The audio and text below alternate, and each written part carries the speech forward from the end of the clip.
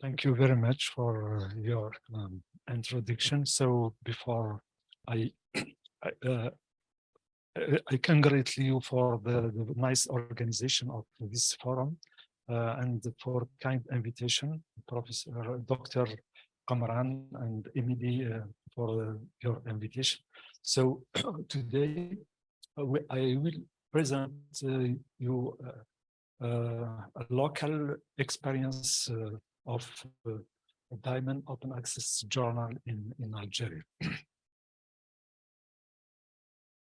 So overview, we give a position in terms of scholarly publication in the Arab world, and also investment of scholarly publication also in Algeria, and some challenges about this kind of journal open access in scholarly publication. So this, I have to skip this slide because it's already yesterday. So open means not means free, but more.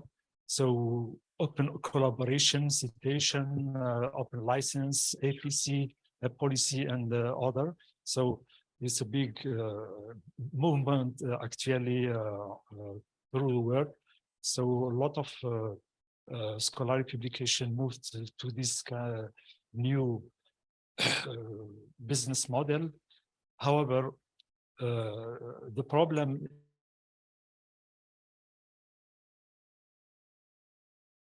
called business model. This model asks for APC.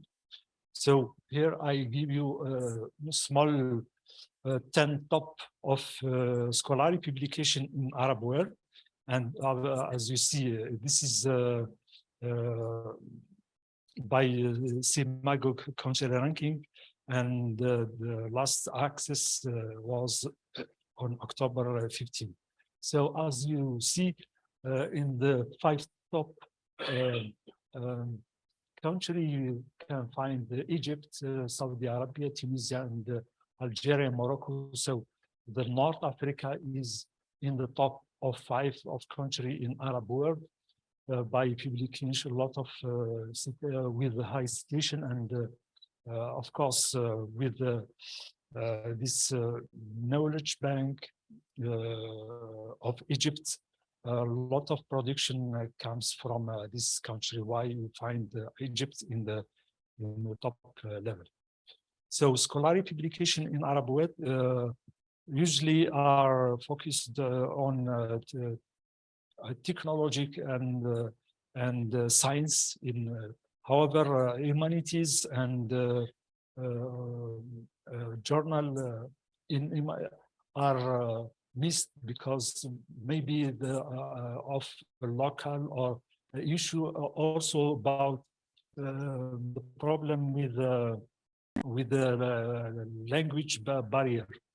So why those publications are with high H index for Arabia Saudi, because in this country they have some policy to provide for researcher to publish, and they get some funds, some scholarship, and why this is Arabia Saudi is in the of scholarly publication in Arab world.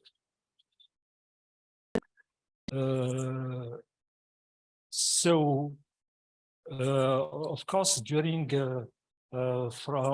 in 15 years ago, you can see the movement. So the scholarly publication moved from the paywall, not open access, to no access to the document. So we, in the blue color, we can see that about 2021, about a half of document are open access. So 50% of document produced in Arab world are open access. So big movement towards this new model of publication. Of course, when we shift to this new model, the gap for this open access journal or scholarly publication in open access, usually that open access is free for everyone, of course, but in reality, there is publishing open. There is a cost, of course, for editing, for publishing those articles. So there is a model to gold open access. IPC still need to be covered by a researcher or their institution or their vendor.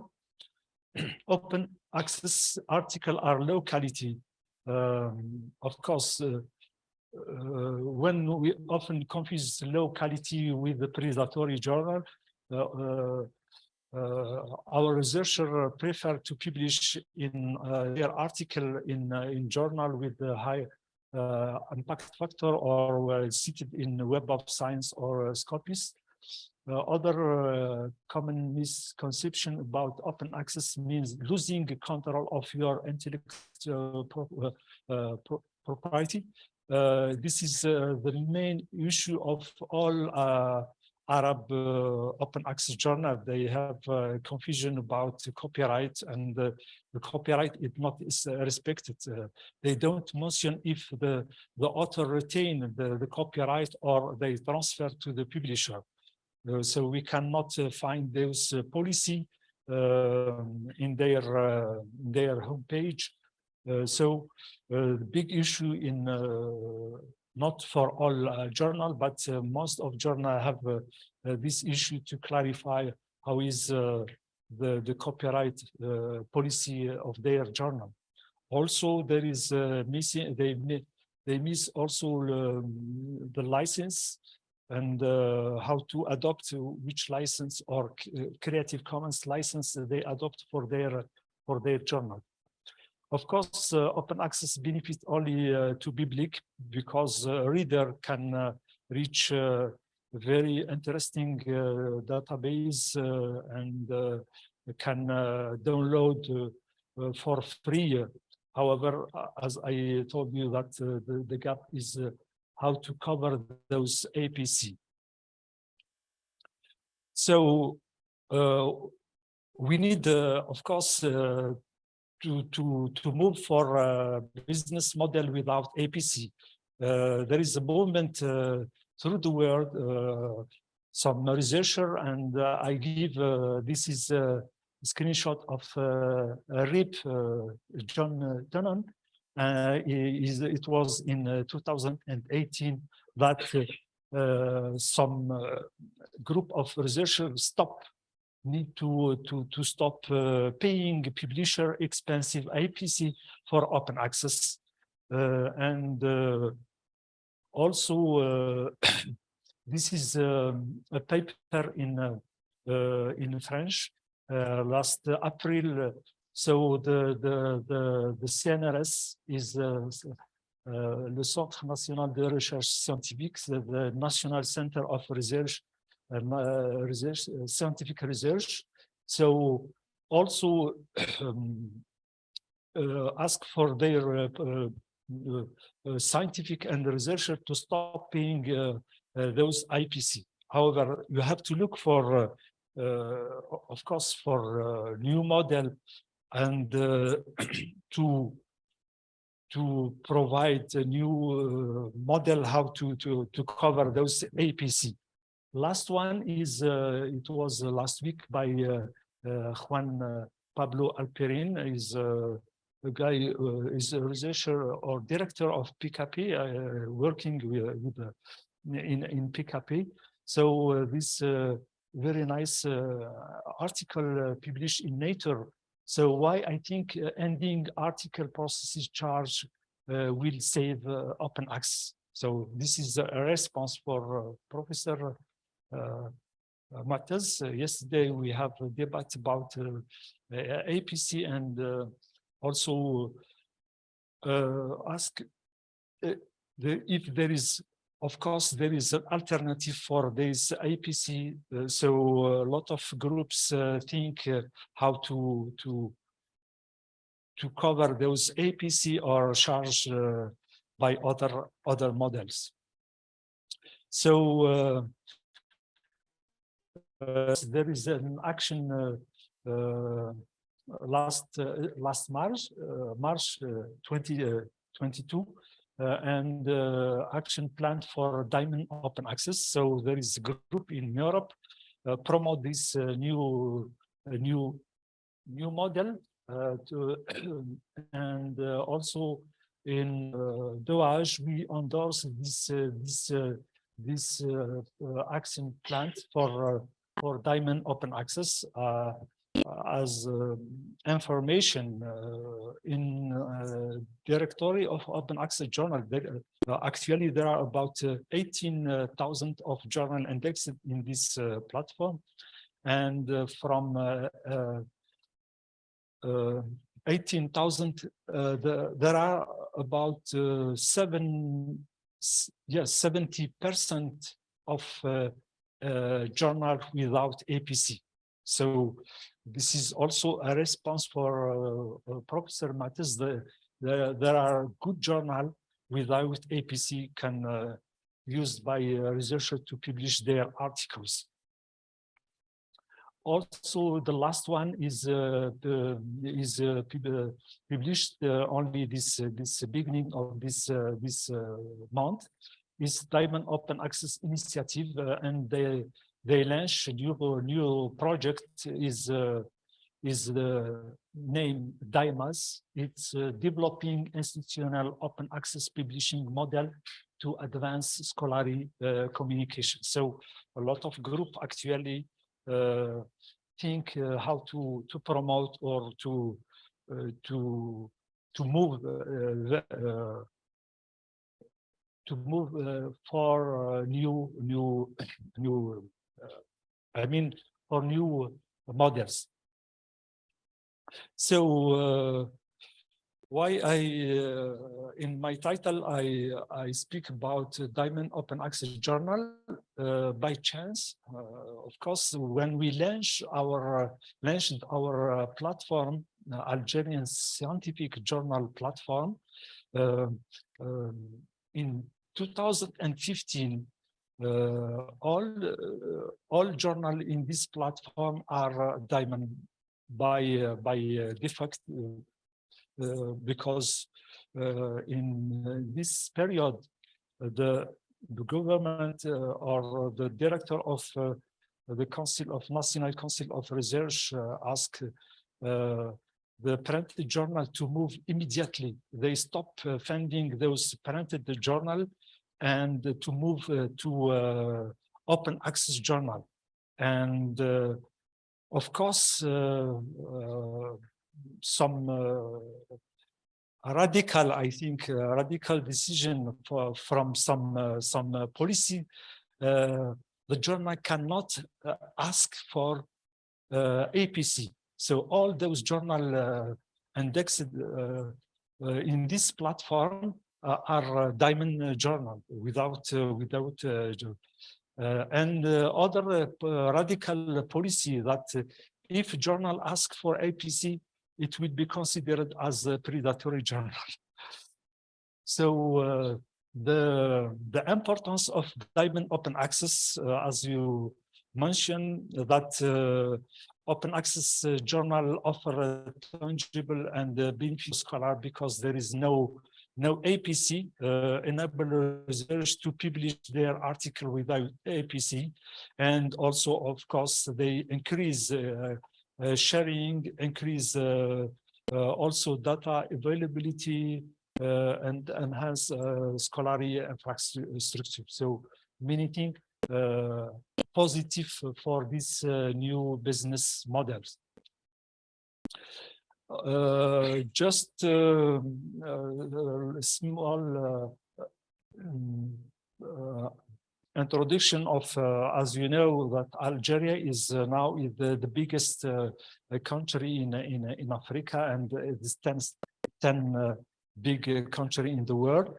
Other thing why there is a lot of production in the North Africa, especially in Algeria, because all university are 100% in Algeria are public university. We have no private university. About 110 universities in Algeria are public. The study are 100 free of charge.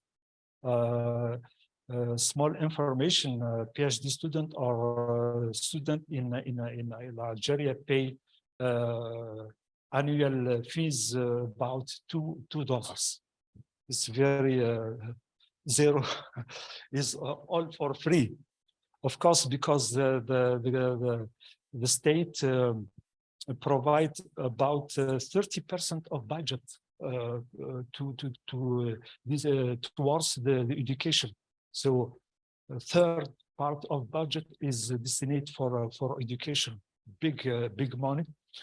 Of course, this open access scholarly journal publication through the Directorate General for Scientific Research and Technological Development, and also series is the Scientific and the Technical Information Research Center initiative. So this, as I told you, that in 2015 they push all the printed journal. They stop funding the printed journal edited by faculties, university, and then they ask them to move to open access.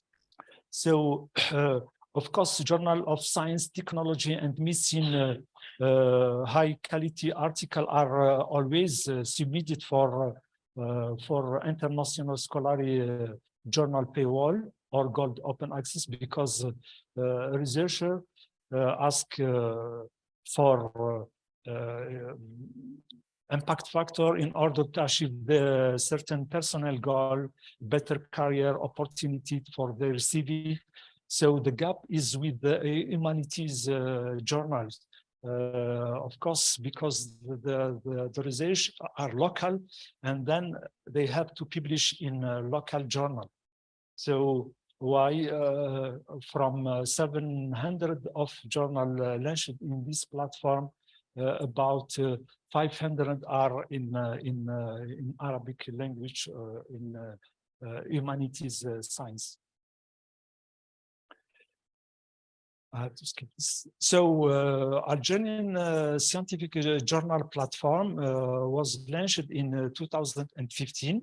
So there is a link to this platform. So this platform lists about the last access is last week. Today because it's a dynamic list. Today I visit the website and find 777 open access journal in this platform. So the dissemination of to build, of course, open, not commercial infrastructure for sharing the scholarly publication in Algeria, and also to aims to improve the scientific advancement and Algerian research visibility. Of course, journal listed in Algerian scientific journal platform are diamond. They don't ask for there is no APC for this kind of journal. The problem with those journal are, of course, all staff are volunteering, so the hosting in this platform is for free. There is no charge for the journal, but the staff still academic staff. So all the editor-in-chief and the editorial board are all volunteer for. For the moment, there is no status for the editor-in-chief. Maybe in the future they will get compensation because we cannot stay volunteer for a long time.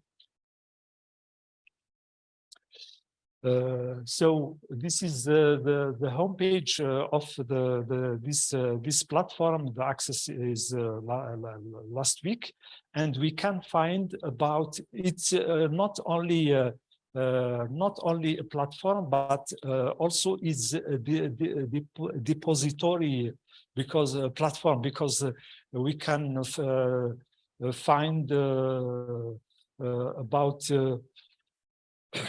1,079,000 of article free of charge. So you can download those articles, and of course, why there is some issue with this platform. At the beginning, when we start launching this platform, I remember that because I have been also founder for member for this platform, and the design, because as knowledge bank, Egypt Knowledge Bank is managed by Zenodo. This platform is a pure product of Algerian informatic engineers. So this is local design and made by Algerian researcher. So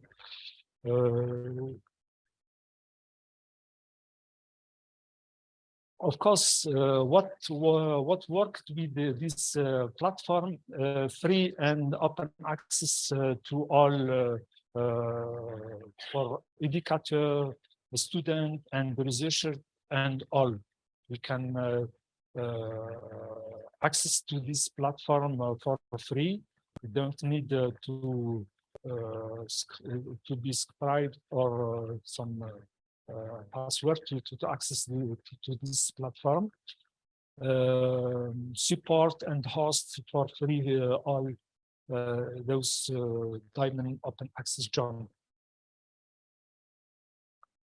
However, there is, of course, a challenge of this those diamond open access journal. Of course, as I told in my previous slide, that in technology and in, for example, in chemistry and mathematics, the researchers prefer to publish their article in the north. So Algerian researchers prefer to publish their paper in the international scholarly journal with a high impact in order, of course, to achieve certain personal goal.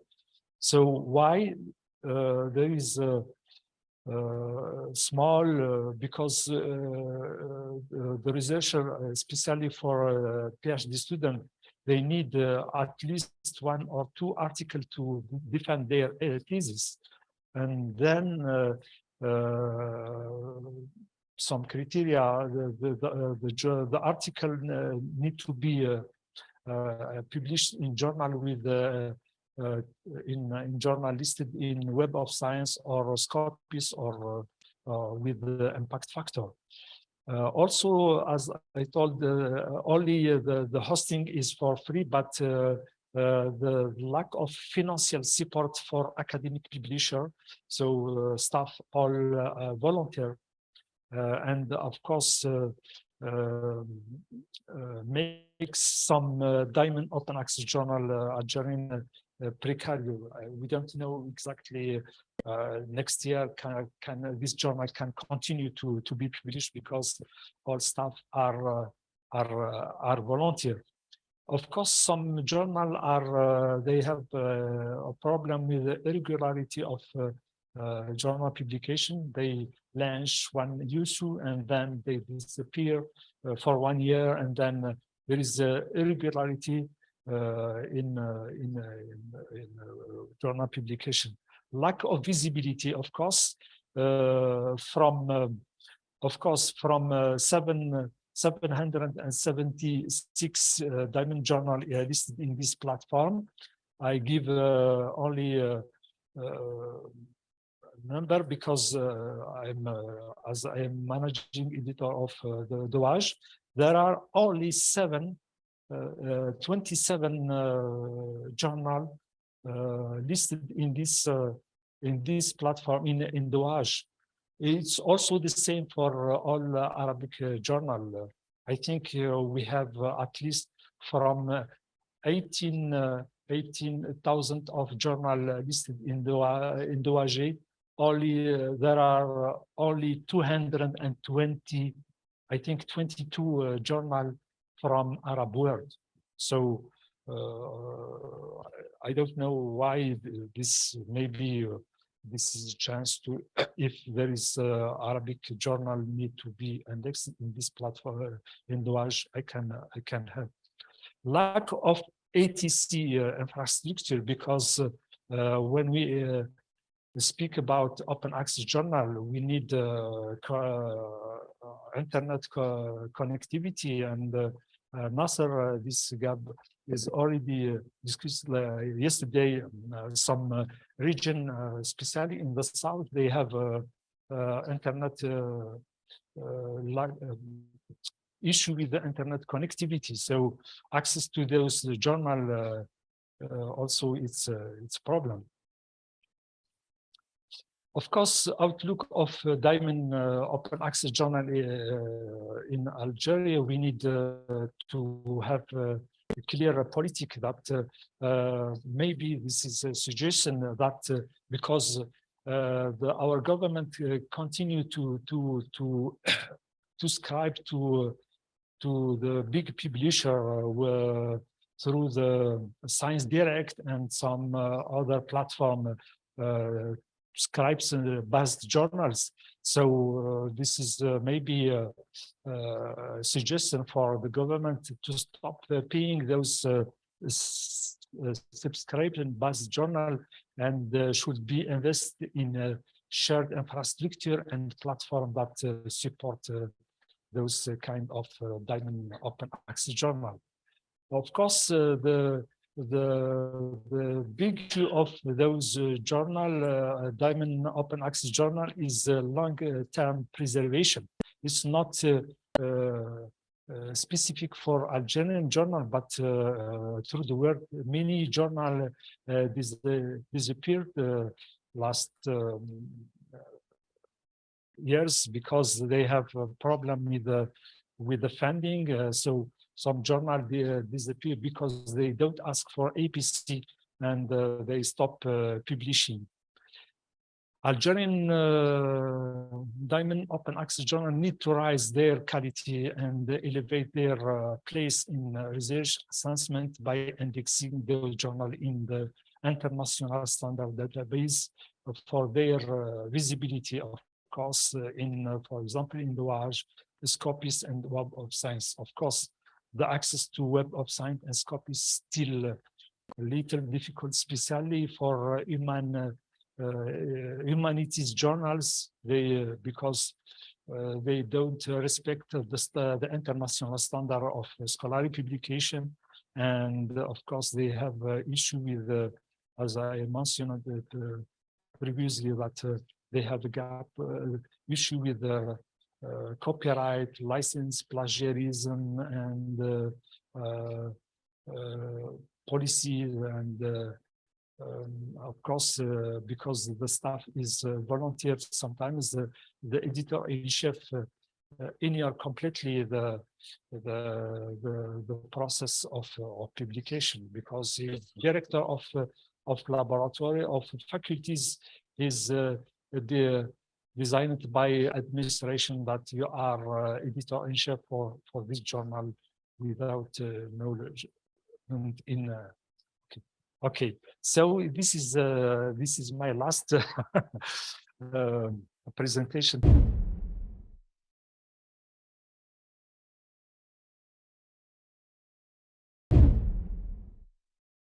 Okay, well, I'm happy to follow the previous presentation because it covers actually part of my presentation. And then in addition, I'm going to be talking about how we can support Diamond OA with investing in open infrastructure and building our own scholarly infrastructures to create a scholarly publishing ecosystem that is more equitable, sustainable, and diverse. And I have to apologize, I have a little bit of a cold, so I may cough and maybe sneeze during the presentation. Historically, scholarly research was published by learned societies and university presses and distributed freely to institutions and researchers with no expectation of making money. It was a way of exchanging information. In the 1950s, this started to change with broader changes to universities and the way that professors or faculty members were assessed and evaluated, which I'm not going to get, but there's an interesting reference in the slide if you look at my notes later if you want to learn more. But with this change, commercial publishers started to buy and set up journals and then sell subscriptions back to libraries. And then in the 1990s, there was another big change with the internet when suddenly we could access all of this information online. And these subscription fees started to become very high and difficult for institutions and libraries to afford. And so the open access movement was born, and the thinking around it was that we as scholars produce this research for free. We do the research, we do the writing, we do the review. It's often funded by our institutions or by governments. And then we're buying the research back from these commercial publishers. And it just didn't make sense. So people started to look at other models of publishing open access journals. And so we saw the early declarations around open access were made. And around that same time in the early 2000s, Open Journal Systems, or OJS, which is a software, open source software program that is developed by PKP, which I work for, that can be used to manage the peer review and submission process and then publish journals online. It was first developed and released. And that was in an effort to support open access. So to make it easier for open access journals to publish by providing them with free software. So now in 2022, we see that open access is a very common practice, is quite mainstream. We're not entirely publishing open access, but almost 30% of journals are open access, or 30% of research, is published open access. And open access research outputs of some kind are required by many funders, governments, and institutions. And most large commercial publishers have open access programs. And this was really, for me, exemplified about a month ago when Elsevier was accepted to the Open Access Scholarly Publishers Association, or OASPA. They were certainly not the first commercial publisher to join that association, but Elsevier is often seen as the enemy of open access, as this sort of greedy publisher. But they publish open access too. And I think this just demonstrated that there's not a divide between people who are doing open access and people who are making money off of open access. And just complicates our discussion now, I think has become more complex, as we have to think about what are we trying to achieve with open access? It's not just that we want to make research available, but that maybe we want to follow a model that's less profit-driven and more scholar-led. And so with open access becoming a common practice, another common practice of funding open access is charging article processing charges, or APCs, which was discussed in the previous presentation, which is great. And so these are either paid by researchers or libraries or institutions, or they're paid by funders. And so again, this money is coming from public sources to publish this research. The money is going to, in many cases, larger commercial publishers. And then institutions are still sort of paying for the research that they have produced to begin with. And commercial publishers are making high profits. The next slide shows the rate of APCs compared to the general rate of inflation. So the red and blue lines are the rate of inflation, and then the black line is the rate of APCs. And so you can see that between 2005 and 2018, the cost of APCs has increased much higher than the rate of inflation. And the average is now, I think there's maybe different sources, but between about 1,600 or 2,000 euros. And I'm not against APCs completely. I think they're a really valid model for publishers to use to pay publishing costs, because certainly there are costs of publishing. It's estimated that to publish an article should cost between around 2,000 to 1,000, or sorry, 200 to 1,000 euros. But some of the big high impact journals are charging, up to 11,000 euros, which is unaffordable for many researchers. And then so now we have a situation where we can freely access a lot of research, but researchers now maybe can't afford to publish and distribute their research. And in particular, in lower income countries, in the social sciences and humanities, and for early career researchers.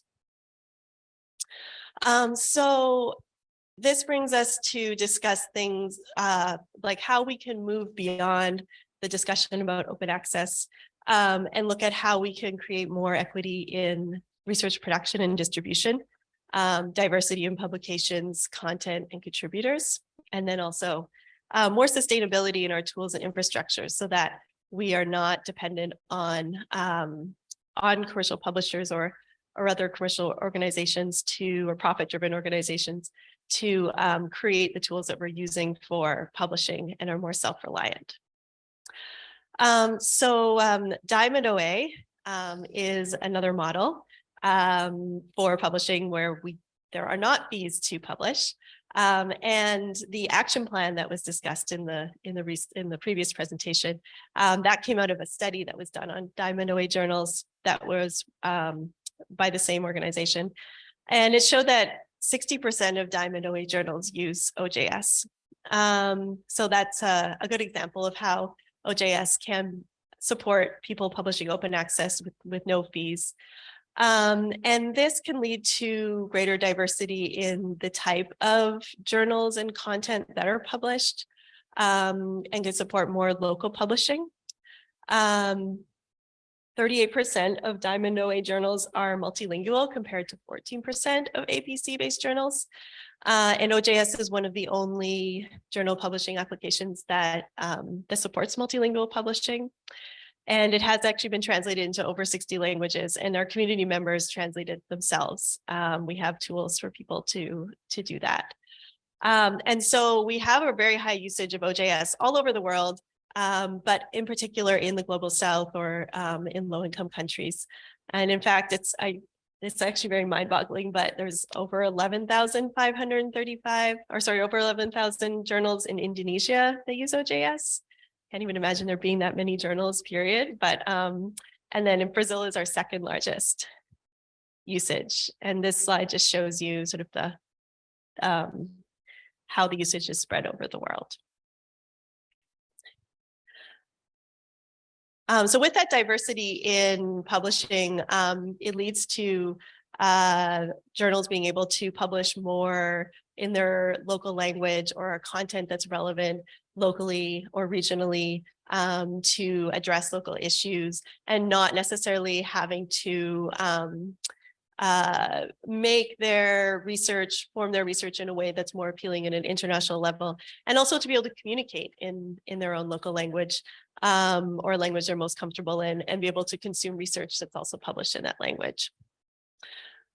So another term to think about in relation to these new models that we might start thinking about is sustainability. And the UNESCO recommendations on open science that were discussed at length in yesterday's early presentations recognize the importance of community-owned infrastructure for the long-term sustainability of open science.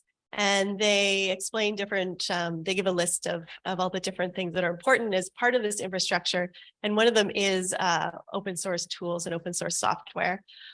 So if we can control some of our own infrastructure at least, and do our own publishing, then we have more sustainability long-term. We can also get the features that we want and be part of the process of building that infrastructure. And interoperability with open standards is very important as well, so that we don't get into a vendor lock-in situation where we're always where we're buying everything that we use from one particular vendor.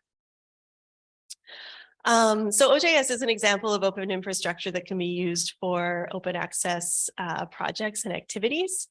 And I'm not saying that or suggesting that we only publish our own material, but investing in open infrastructure is something that can be done alongside all of your other activities and subscriptions and transformative agreements and things like that.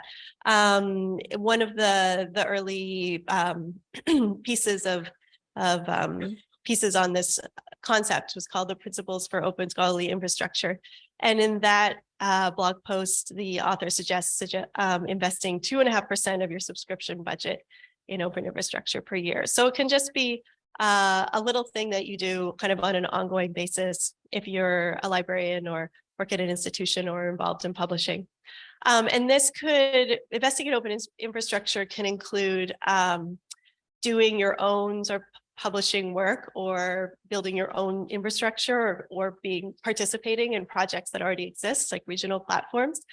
And it could also be just making a monetary investment in infrastructure projects that are already out there. And there is an organization called SCOS, which was also discussed yesterday, which helps to direct funding to those projects. So they have a system where they evaluate different projects each year and then make recommendations of open infrastructure to invest in, and then facilitate those donations. So these are all of the projects that have been chosen by SCOS over the last 4 or 5 years. I think MPKP was one of them a couple of years ago. So now I'm just going to talk a little bit about some examples of open infrastructure projects or sort of work that you can do to participate in creating infrastructure, investing in open infrastructure, or doing self-publishing. So national or regional portals is the first one, or platforms or portals. So this is where multiple universities or organizations collaborate and build a national portal. So similar to something like the Algerian journals platform, and I'm sure that many of you in the audience have something similar that you work with. And that can be great for supporting regional content in local languages, and also just getting your regional content researchers' work out into the world, making it easy to find.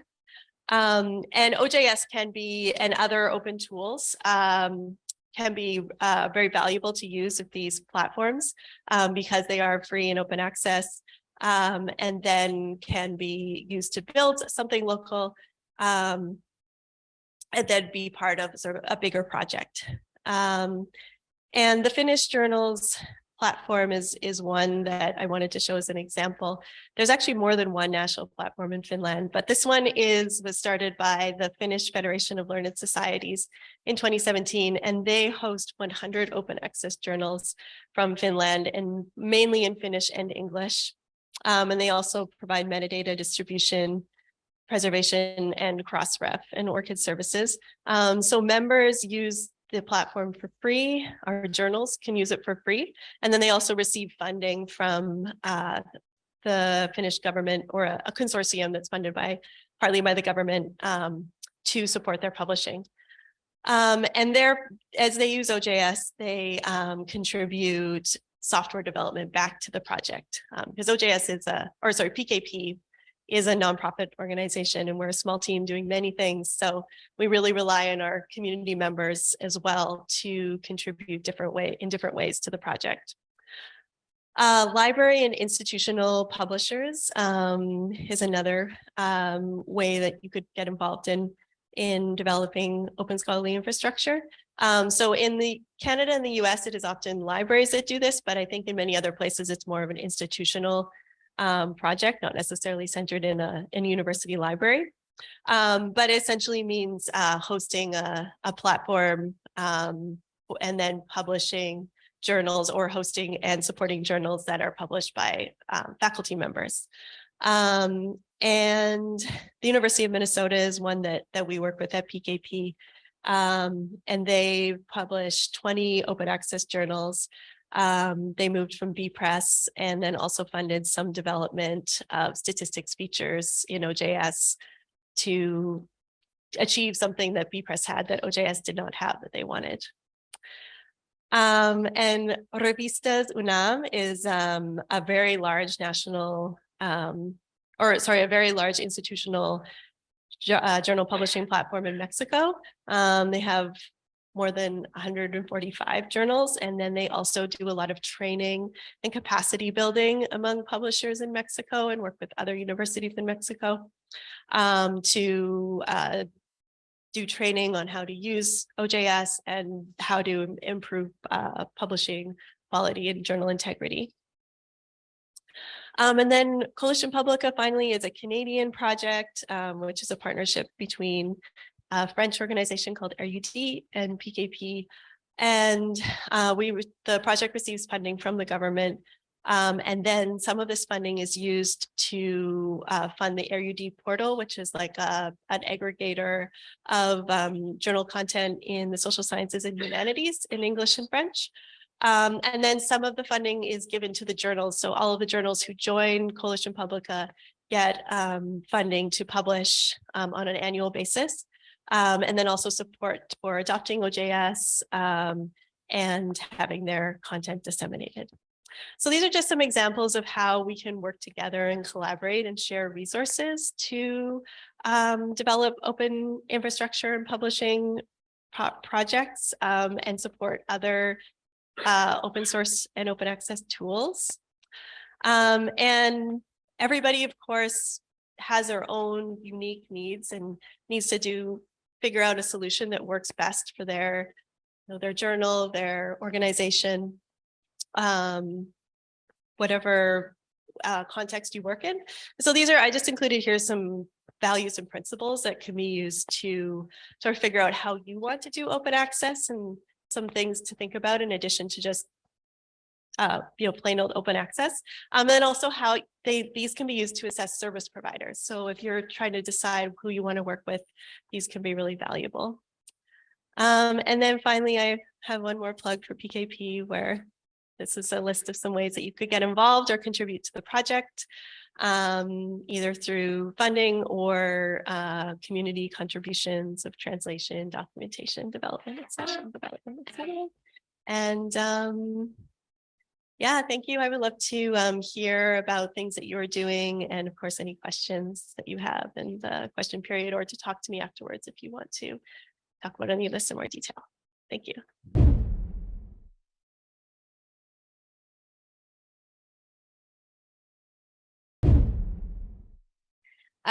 Thanks a lot. I'm really excited to talk to you today about some pieces of open science that haven't come up, I think, too much, and that is preprints and open peer review, and how you can make use of that in some new workflows for open science. So first, just a little bit about Science Open. We are at our core a discovery platform. We have around 80 million records for books, articles, chapters, conference proceedings, data sets, and how we build the database. So we aggregate content from a few large open access sources, CLO, Archive, PubMed Central, Open Access Data Subset, and directly from our publisher customers. Whenever an article comes into the database, we analyze the references. We do a lookup in our own database. If we've seen it before, we increase the citation index. If not, we follow that DOI to Crossref or to DataCite and pull in the publicly available metadata and create a new record. And in this way, we can iteratively grow the database in those areas that are most interesting to our readers and publisher customers. But you notice I mentioned the DOI. If you don't have a DOI, then we can't work with your content. So just a reminder, DOIs matter. over top of this discovery database, we have an interactive layer, so researchers can join with their ORCID profile. They can promote their research outputs. They can write a LACE summary, recommend content, share, and they can apply to be an editor and create curated lists of content on the platform. And our business model is based on providing services to publishers and institute societies embedded within that discovery environment. So everything from promotional and author marketing services to increase brand awareness of a journal, of a publisher brand, to technical services around metadata, help with depositing DOIs at Crossref. We have an offer around full open access hosting, and we have customized publishing solutions. And we work with journals, books, and conference material, and with preprints. So on Science Open, we have 80 million research records, and we have an interface where researchers can write a review of any of that content. So post-publication peer review, you can think of it like a book review. So it's been published and you can say what you felt was helpful, share that with the rest of the community. But we also have over 2 million preprints on the platform that haven't been officially peer reviewed yet. So when users on Science Open actually peer review a preprint on the platform, we're getting very close to peer review as we actually know it. And open peer review is happening all around us. Every day, thousands of researchers are uploading the manuscript, their unpeer-reviewed manuscript, to a preprint server. And why? They're looking for earlier, faster, more open ways of sharing their research and getting community feedback. So discussions happen online, in Twitter, in Facebook, but also in a number of more organized portals, pre-lights, peer ref. There's a number of platforms that have now starting to specialize around using actually peer reviewing preprints. You can see the popularity of preprints and its growth in this quick visualization from archives. So started in 1991, over 30 years old, and now with more than 2 million manuscripts that have been posted to archive. But the real explosion in preprint servers happened around 2013 with the launch of bioRxiv, and really this growth in preprints was possible due to kind of a compact between academic publishers and researchers. So academic publishers agreed that preprints would not count as previously published research. So, and I think this was key. So without this, if Nature had said, no, we're not going to accept anything that has been published in archive, then we wouldn't see all of these preprint servers today. But you saw this insane growth in archive. Publishers simply couldn't, in physics, say that they weren't going to publish something that was previously published in archive. And so researchers were able to sort of leverage that to the ability to post their manuscript freely online. There's a number of topical preprint servers out there like ChemArchive, bioRxiv, archive in physics and mathematics, but also regional preprint repositories like Africa Archive, that also has some preprints on Science Open. Indonesia has a lot of preprints, and as well more generalist platforms like Figshare, who's also here and a sponsor, Zenodo, preprints.org, and more. So there's a lot of options out there for researchers.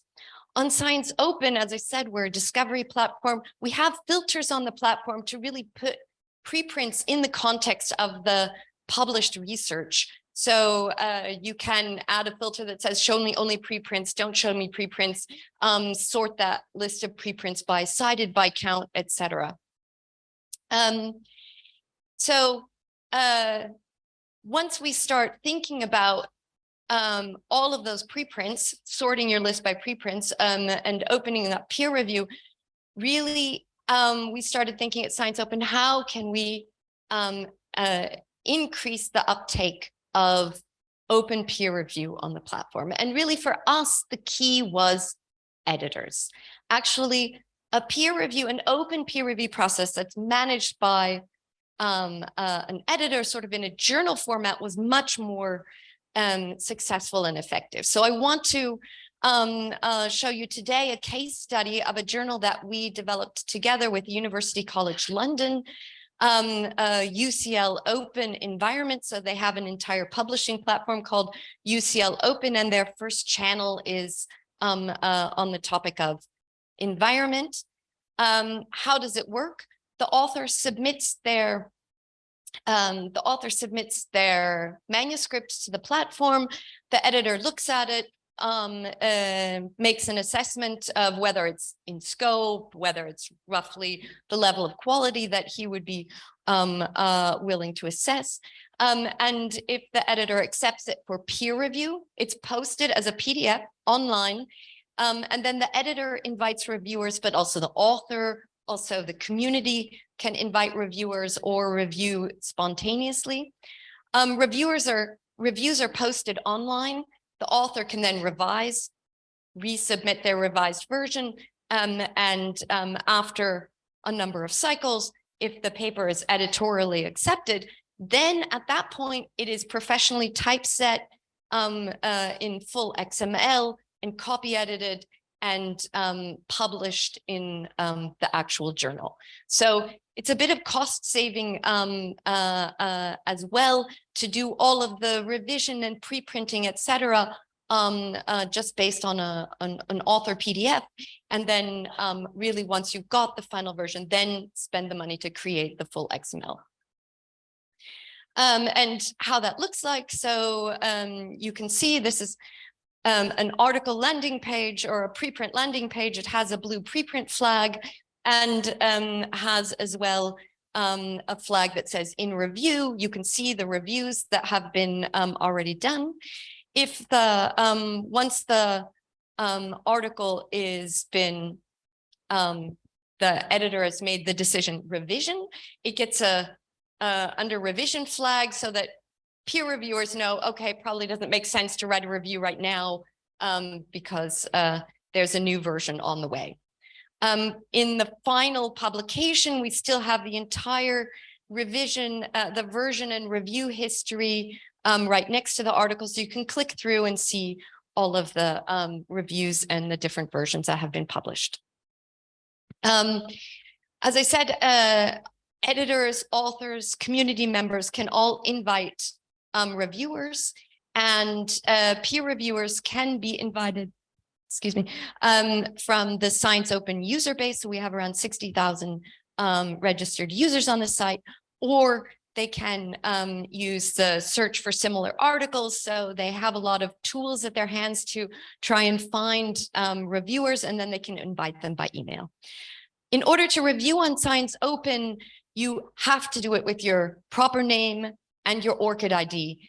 And if you are spontaneously writing a review, you have to have at least 5 peer-reviewed publications attached to your ORCID. If an editor invites a reviewer, that person is already, say, pre-approved, but it is, I think, very important to show the context, the expertise of the reviewer. And so we care very much about that ORCID connection. We also have a peer review management dashboard to support the editor in moving those papers through the peer review process to final publication, with all of the moving pieces that you would have come to know.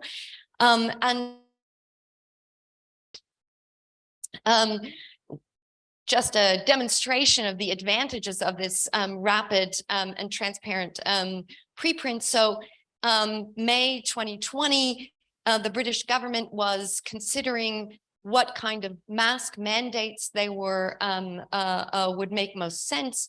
And this group of researchers at UCL were highly did some work and were highly concerned about the environmental impact of single-use masks. So they published this as a preprint, and it really started a big discussion. It was mentioned in The Guardian, there were blogs, Twitter, Facebook. So they both got peer reviews via the Science Open system, but they also had input from lots of other channels as well. They were able to be part of that discussion in a very transparent way. And of course, the research that they put out there was always clearly marked as in review, preprint in review. So anybody who looked at the paper would see, oh, this is not verified research yet. But the final paper was published then in August 2021. Certainly the peer review process probably wouldn't have taken that long without all of the public discussion, but still in a traditional publishing schema, they might have been too late to participate in that discussion. So we have been able to replicate this system of this workflow of published preprints, do open peer review, publish the final manuscript. The Journal of Systems Thinking has just recently moved to this model. We have other preprint projects on the platform. I mentioned Africa Archive in South Africa.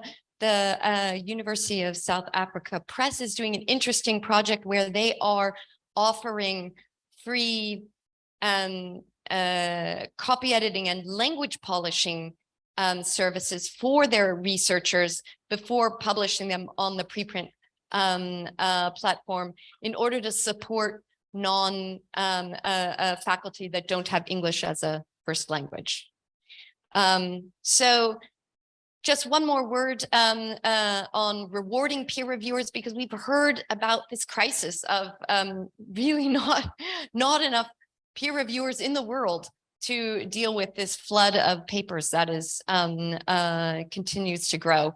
So on the Science Open platform, we do ensure that every peer review report is fully integrated with Crossref, gets a Crossref DOI with the new peer review metadata schema. So it's very clear this DOI is a peer review of this DOI, so that this information can also be used by other metadata aggregators like ourselves. As well, we are fully integrated with ORCID, so that review is added directly then into the ORCID profile of that author. And authors and editors can then get a few bells and whistles, like tracking their impact and viewing their author statistics using our easy share buttons. And just so we really believe that we can leverage the connectivity between all of these pieces of metadata to help journals, authors, and editors to showcase how their research is connected to the larger academic publishing project. And so on our search interface, we show all of the collections that are either publisher-led or researcher-led. We have filters for open access, preprints, etc. And you can sort those results by altmetric score, by citation number, by date. And this discovery environment is completely free for everybody all the time.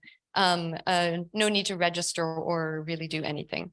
And just a last plug for the UN Sustainable Development Goals. So we are a signatory of the UN SDG Publishers Compact. We really try to work with keywords for SDGs. We create collections for institutes and for publishers to highlight their content around the SDGs. So if you're interested in anything around the SDGs, I'm happy to talk to you about that. So just to finish up, as an aggregator of information, Science Open will continue to open up, share, add to, and explore the context of scholarly research in support of open knowledge goals, particularly now in the MENA region. And I hope that you'll join us. So thanks a lot.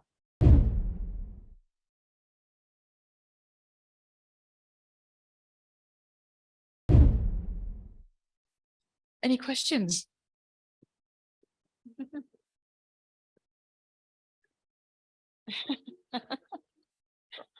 I had one question just on the last slide about the SDGs and the page that you had created. Is it just keyword search, or do you have other algorithms to find relevant content to the different SDG numbers?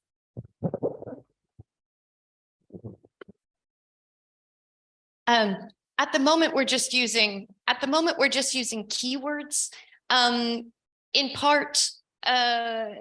part because we want to encourage researchers to think themselves about the UN Sustainable Development Goals. So I think there's lots of ways where you can put an algorithm and AI and create a data fire hose of SDG research.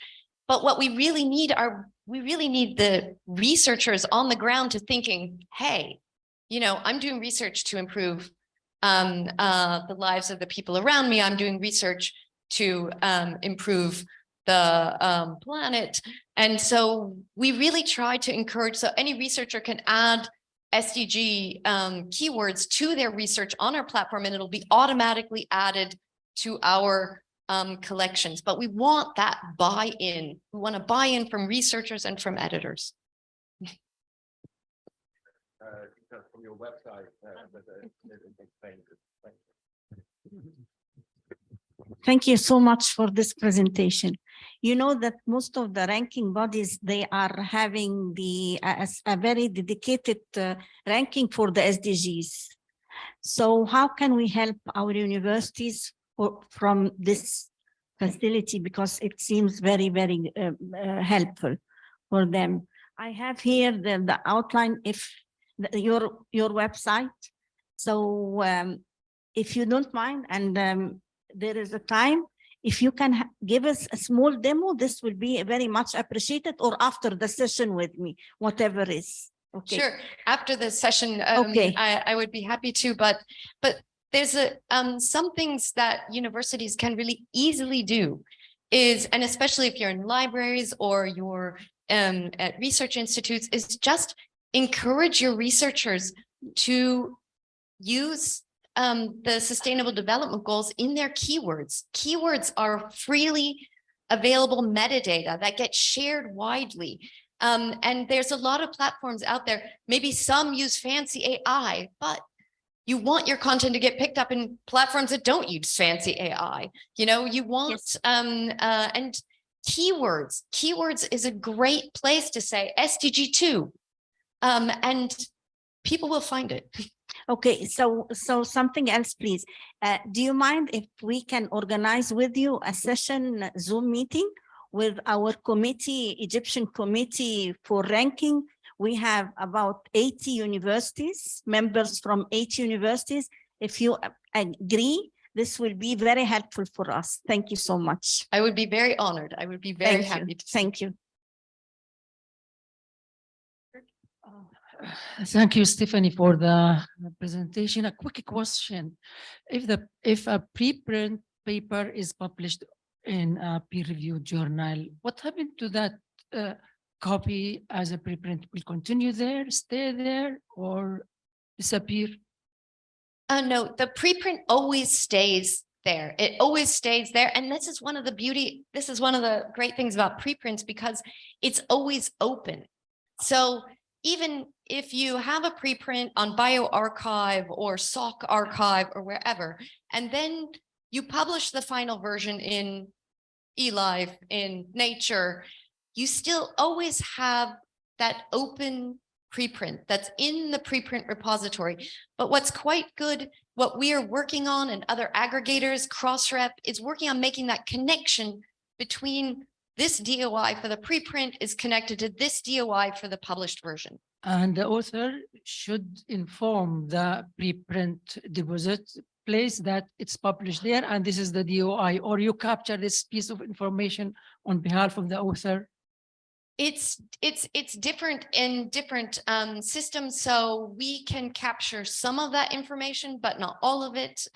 You can imagine with all of those different preprint servers, everybody does things a little bit differently. If it's a preprint on our own system, we can easily work with it, but we are also an aggregator and getting preprints from lots of places. So it does depend, but it is always good for an author to make that connection wherever possible as well. The mic is here now. Okay, well, excellent presentations.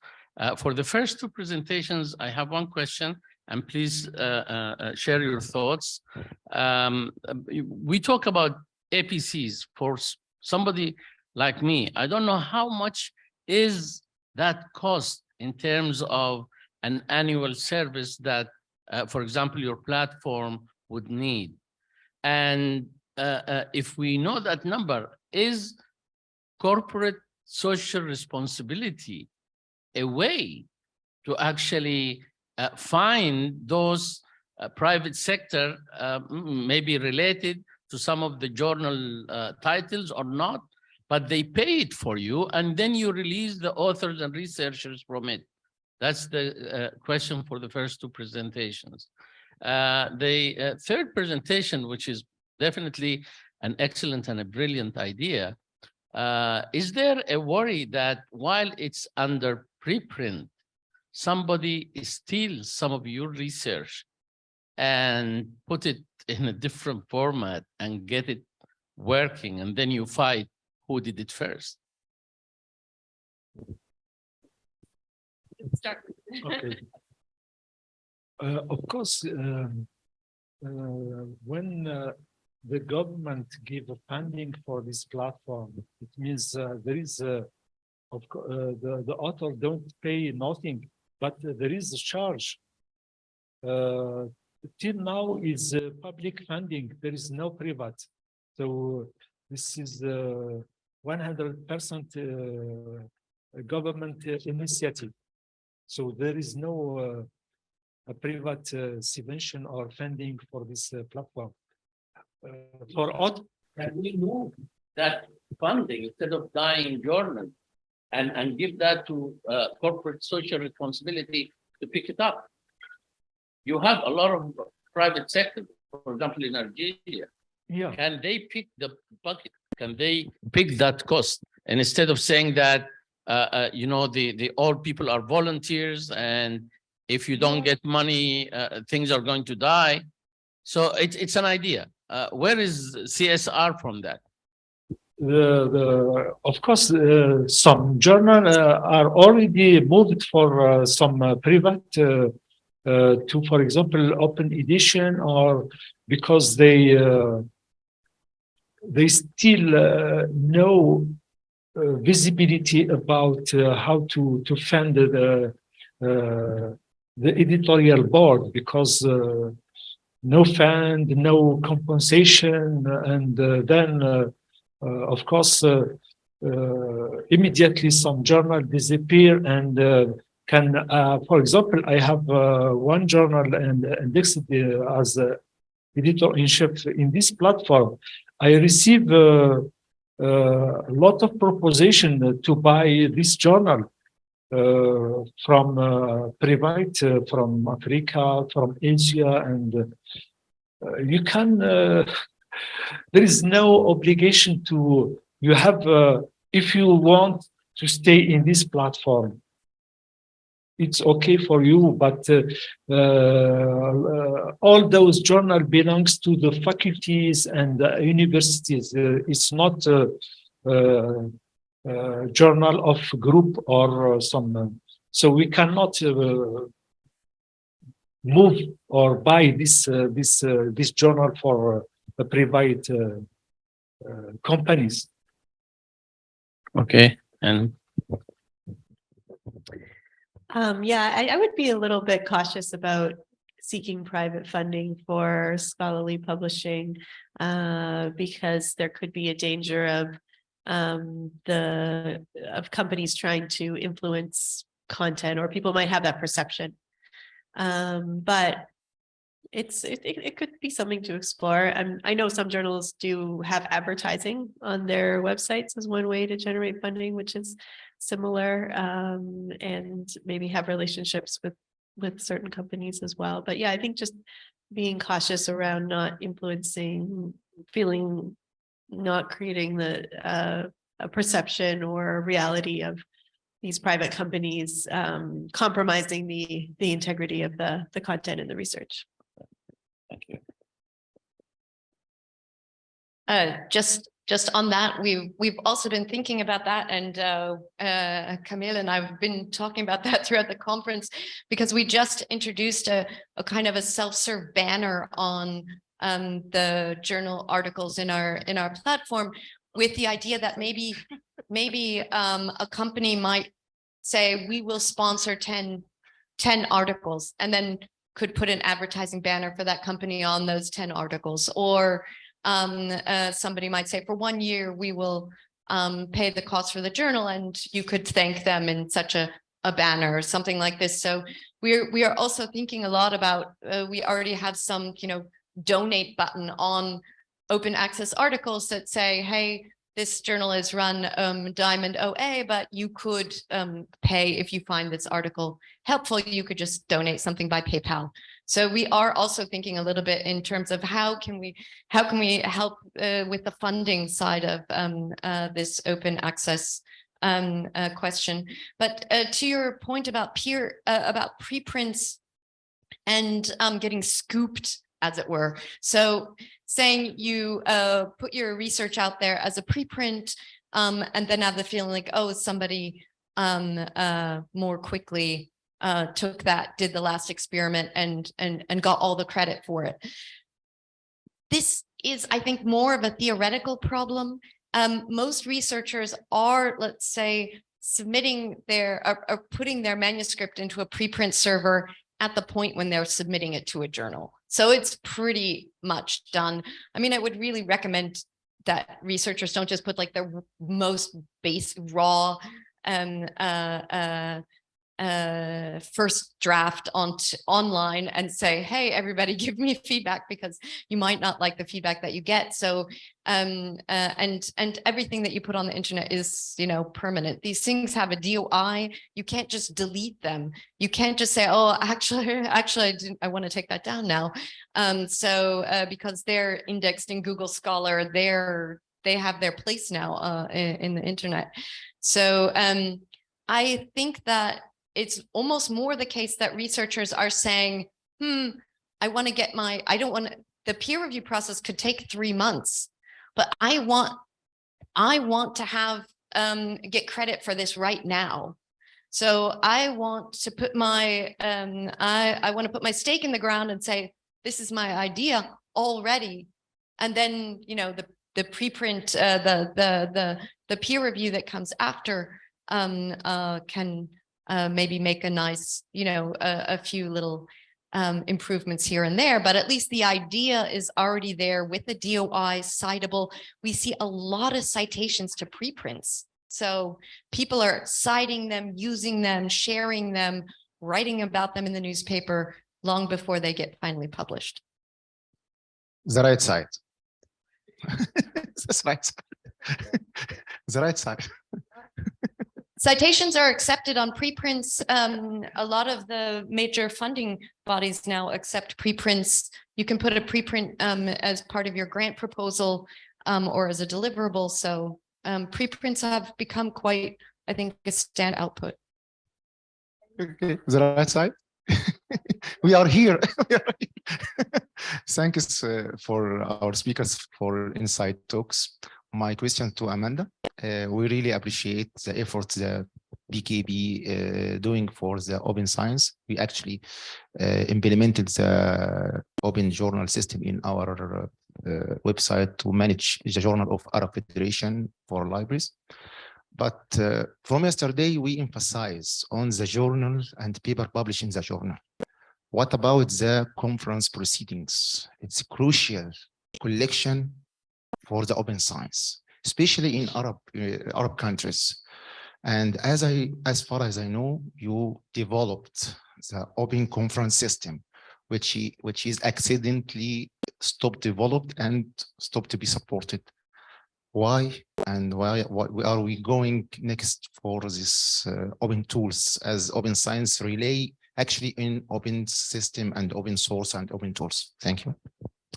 Thanks. That's a good question. Yes, so PKP did have another software application, open source application for managing a conference and publishing the proceedings called Open Conference Systems. It's all right. It's okay. We stopped actively developing it at least 5 years ago, mainly because of resources. It was a completely different tool. We also have another program for managing and publishing monographs called OMP. And so when we developed OJS 3, we also developed OMP 3 at the same time, and they're all based on both applications are based on the same source code with some differences for publishing monographs versus journals. So it's easier to keep on top of developing both of those software applications, whereas Open Conference Systems was quite different, and we just didn't have the developer resources to continue it. However, you can publish conference proceedings with OJS, and there are quite a few conferences that use OJS to publish conference proceedings. What you won't have is the features to manage the conference, registration and all of those things. But you can accept the submissions, review the submissions, and then publish the proceedings with OJS. And sorry, that was. I think just sorry about this. We've got a lot of also questions online. I'm not sure if we could take the discussions offline. Do we? Just one last question. Okay, the last one. Thanks for all the panelists. I just want to ask Stephanie. My question is, I think preprint is good for many authors. It crowdsources the discussion and debate before formal publication of the article. Yes, I'm agree. But I wanted to ask if the preprint becomes the end product of this article, what will happen? It will be a risk for the author, I think so. I wanted to ask about the quality. He published it preprint, no peer review done to the article. The platform is the end host of the article. Some papers less quality. What will happen for the end one? Thank you. Well, I think there's two aspects. So most researchers want to get a final publication. If they post a preprint that is such low quality that they cannot find a journal, then you just have a low quality preprint that nobody cites and nobody uses because it's not very helpful. It's not, I think, hurting anybody. So I don't see that as a serious problem. I do see a big advantage to creating a community of portable peer review around preprints. So you have a preprint, somebody does a review on it, that is connected. When they submit it to the journal, it already has some review, or if it gets rejected from a journal and goes to the next journal, maybe it can take some peer review with it. So I think that we can save some time and effort by keeping that transparent peer review attached to the preprint. I have talked to super important professors of physics at Stanford University who told me I only post my stuff on archive. I do not, everybody who's looking for work, they'll find it on archive. Everybody knows me. I don't care about peer reviewers. If I put it on the internet, then that's what I want. So if you're a professor at Stanford, you can do this, but for everybody else, you have to go through the peer review process and you have to submit it to a journal. Just have one. Just to answer Dr. Ahmed, EKB has tool for publishing journals, and we have about 900 journals, and we have the same for conference proceedings, and we're working with most of the universities. Just this for your info. Okay. All right. Sorry. There's questions from online sessions. I think one of them has been covered. I'll read both of them, but if there's anything to add. One question is, how can scientific research be protected from hacking in cyberspace? And the second question for Dr. Nadine Kail is, how can the existing information be controlled in the light of open education? Shouldn't there be laws regulating access to the correct information?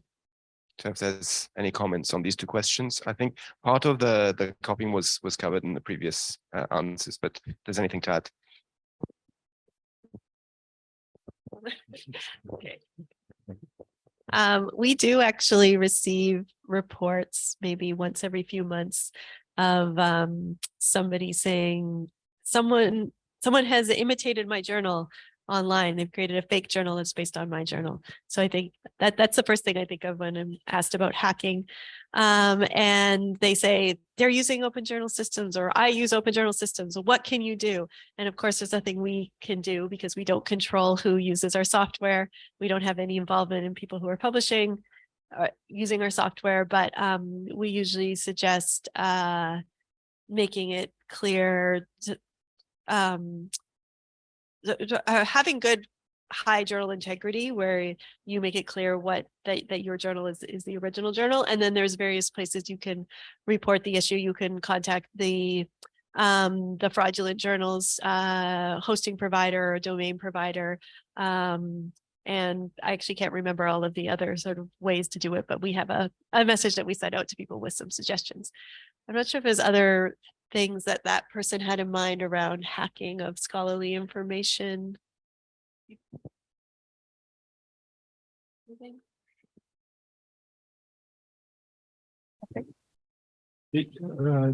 Just but preprint, I see in your presentation that the preprint can have maybe a lot of version.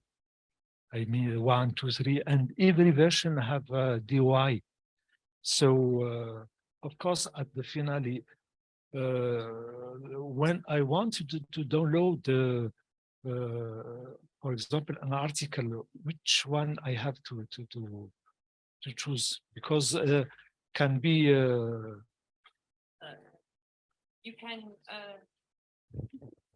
You can choose to download any version that you want. So maybe you actually are really interested in this very first version of this paper that the author submitted back in May, or maybe you really want to see what's the difference between the first version and the last version, or you can just say, I only care about the final version. So you can download each individual version. You can cite each individual version. That's why we really work with version DOIs. Thank you. We just have another question. Thank you. Thank you all three of you for the great presentations. My question is for Dr. Kamel. We know that regular frequency is a crucial factor for any journal to be indexed in the Web of Science or Scopus. What's the percentage of the Algerian journals that are indexed in the Web of Science or Scopus? I think as I give in my presentation, example of Algerian journal indexed in DOAJ, because I am managing editor in DOAJ. That's okay. As I said that from 700 journal launched in this platform, only 27. It means that 0.1 journal listed in this very simple, because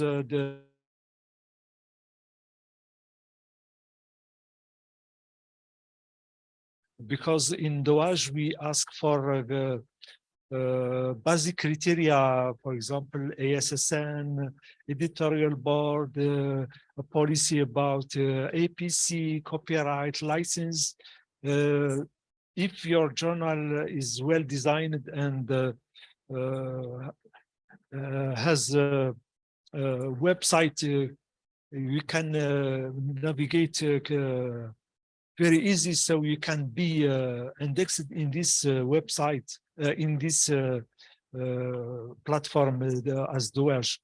As I know, because I have applied for Scopus, and Scopus is so difficult. Some criteria. First, they ask you, are you indexed in DOAJ? One of their questions. And the more difficult question of Scopus, they need that if you have a journal, of course, you have to give some articles of authors, and those authors already published in journal indexed in Scopus.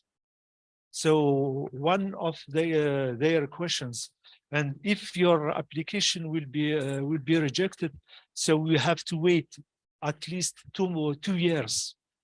So I think there are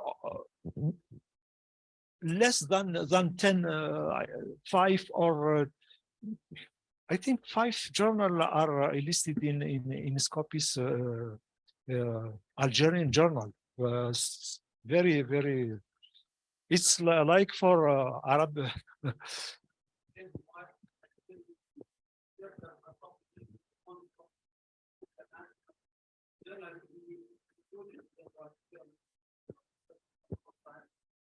Of course, in my presentation, that all researchers, especially in technology,